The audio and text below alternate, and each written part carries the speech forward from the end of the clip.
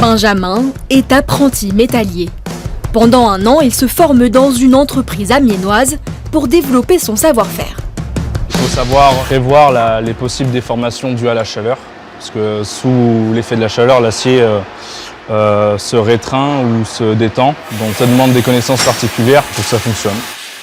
Le vingtenaire a entamé sa 3e année chez les Compagnons du Devoir.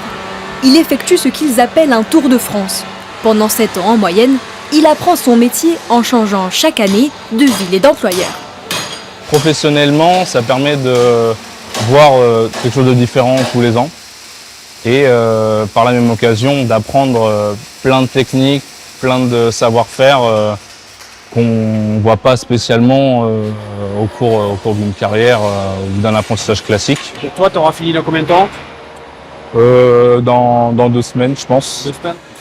Une formation unique en France qui a conquis ce chef d'entreprise. C'est des gars qui sont intelligents, ils aiment travailler, ils ont une conscience professionnelle. C'est ce qu'aujourd'hui on a du mal à retrouver. Et donc on aime récupérer des gens comme ça parce qu'au moins ils font un peu grandir les personnes qu'on a aussi ici chez nous. Placo BA13, 13 Newton par mètre carré. La vie des aspirants compagnons est aussi rythmée par les cours théoriques. La maison d'Amiens, ouverte depuis 3 ans, enseigne la charpenterie. Toutes mes solives en gros dans ce sens-là, pour faire une ventilation tout dans le même sens. Je sais pas si ça marche ça.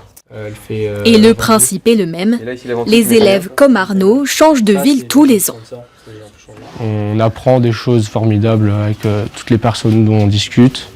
On apprend des savoir-faire différents de chaque endroit où on va, parce que toutes les régions n'ont pas les mêmes manières de travailler.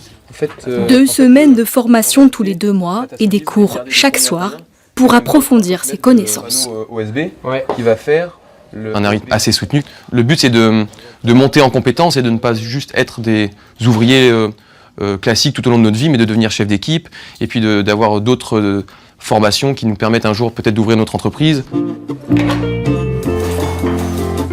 2e pilier après le savoir-faire, apprendre ensemble le savoir-être. Le soir, les 2 apprentis et leurs camarades se retrouvent au dîner. Vous avez fait du dessin un peu, non?